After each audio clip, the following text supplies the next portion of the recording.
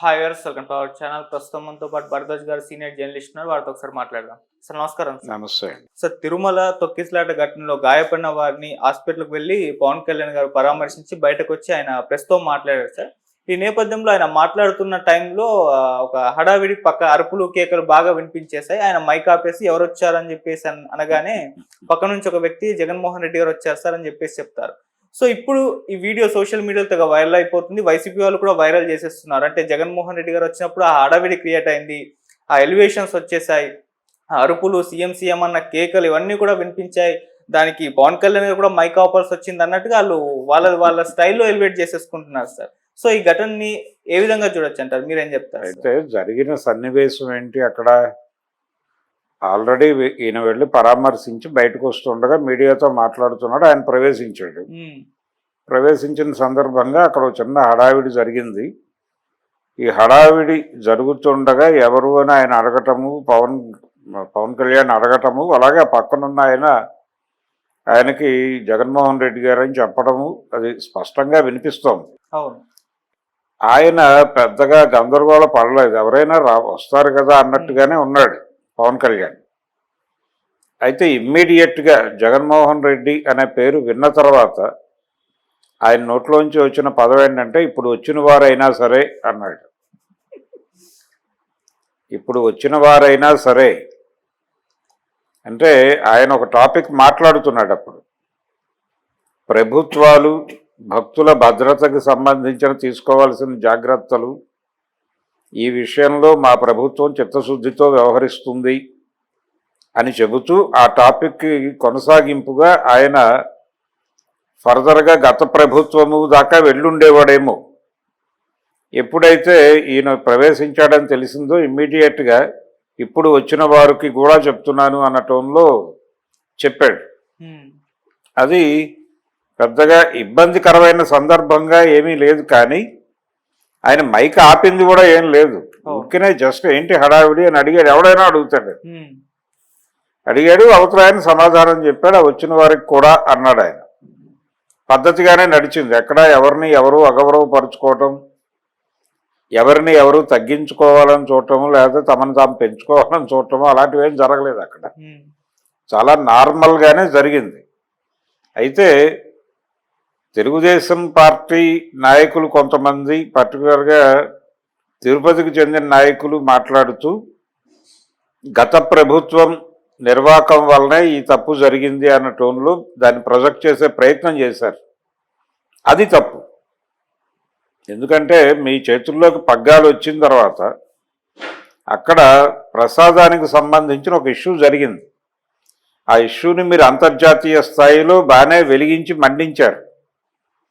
ఆ సందర్భంగా మీరు ప్రక్షాళన తిరుపతి నుంచి ప్రారంభిస్తున్నాం, తిరుమల నుంచి ప్రారంభిస్తున్నాం అని పలికారు.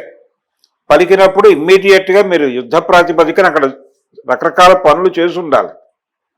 ఆ పనుల్లో ప్రధానంగా భక్తుల భద్రత మీద ప్రత్యేక దృష్టి పెట్టి ఇలాంటి అకేషన్స్ వచ్చినప్పుడు భక్తుల్ని ఎలా అకామిడేట్ చేయాలి అనే దానికి సంబంధించి మీ దగ్గర ఒక యాక్షన్ ప్లాన్ ఉండాలి.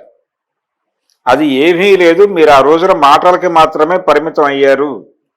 ఆ తర్వాత ఎలా జరిగితే అలా జరుగుతుంది, దేవుడు చూసుకుంటాడని అనుకున్నారు అని ఇప్పుడు జనాలు అనుకుంటున్నారు. కాబట్టి తప్పు ఎవరి మీద పడితే వాళ్ళ మీదకి నెట్టేసే ప్రయత్నం చేస్తున్నారు. పవన్ కళ్యాణ్ గారు అధికారుల మీదకి నెట్టేసే ప్రయత్నం చేస్తే తెలుగుదేశం నాయకులు, చోటామోటా నాయకులేమో గత ప్రభుత్వం మీదకి నెట్టేసే ప్రయత్నం. అంటే ఇది సాంప్రదాయంగా జరుగుతుంది. పరిస్థితి ఎలా తయారైందంటే, అసెంబ్లీలో ఎవరైనా ఒక ప్రశ్న అడిగితే బలానా ప్రాంతంలో వర్షాలు వచ్చినప్పుడు రోడ్లు మునిగిపోతున్నాయి, అక్కడ డ్రైనేజీ వ్యవస్థ సరిగా లేదు, ప్రభుత్వం పట్టించుకోవడం లేదు అని గనక ఒక ప్రతిపక్ష నాయకుడు అంటే, 4 ఏళ్ల క్రితం మీరే అధికారంలో ఉన్నారు కదా, అప్పుడు ఏం పీకారు మీరు అంటున్నారు. అది కాదు సమాధానం.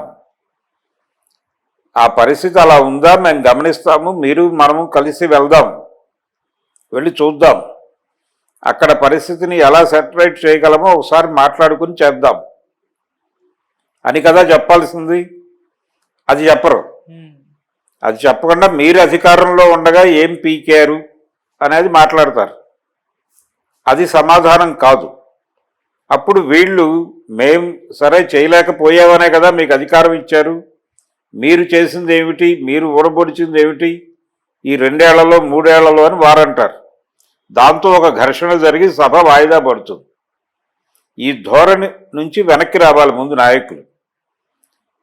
ప్రజలకి జవాబుదారీతనంతో మనం రాజకీయాల్లోకి వచ్చాము అని వాళ్ళు అనుకోవాలి. అనుకున్న నాయకులు ఎప్పుడు ఇలా బిహేవ్ చేయరు. అలా అనుకున్న నాయకులు ప్రజలకు జవాబుదారీగా మనం రాజకీయాల్లోకి వచ్చాం, ప్రజలే మనకి పరమావధి, ప్రజల క్షేమమే మనకి పరమావధి అనుకుంటే ఇలా మాట్లాడరు. ఇలా కాకుండా సబ్మిసివ్గా ఉంటారు, కన్ఫెసివ్గా ఉంటారు. జరిగిన తప్పులో మా లోపం ఉంది అంటారు తప్ప, మా లోపం కూడా ఉంది అంటారు తప్ప, నెపం పక్క వాళ్ళ మీదకి నెట్టాలి అని అనుకోరు. జరిగిన నష్టాన్ని అంగీకరించి, అందులో ఆ నష్టం జరగటంలో తమ పాత్ర ఎంతో అంగీకరించి, ఫర్దర్గా ఇలాంటివి జరగకుండా ఉండడానికి ఏ చర్యలు తీసుకోవాలో ఇమ్మీడియట్గా ఆలోచించి ఆ చర్యలు తీసేసుకుంటారు. అది నిజాయితీ ఉన్నటువంటి వాళ్ళు చేసే పని. కానీ ఇప్పుడు జరుగుతున్నటువంటి సీన్లో ప్రతి ఒక్కళ్ళు తప్పును పక్క వాళ్ళ మీద గెంటే ప్రయత్నమే చేస్తున్నారు. జగన్మోహన్ రెడ్డి గారు కూడా కొత్త టాపిక్ ఏం మాట్లాడలేదు. ఆయన ఒక ప్రతిపక్ష నాయకుడు ఏం మాట్లాడతాడో అకార్డింగ్ టు స్క్రిప్ట్ అదే మాట్లాడాడు. ఆయన అక్షరం మార్చలేదు. మీరు దేశంలో ఎక్కడైనా సరే ఒక పెద్ద డిజాస్టర్ జరిగిన తర్వాత అక్కడికి వచ్చిన ప్రతిపక్ష నాయకులు ఏం మాట్లాడారో ఆ బయటలన్నీ తీసి వరుసగా పెడితే ఒకటే ఉంటుంది టాపిక్.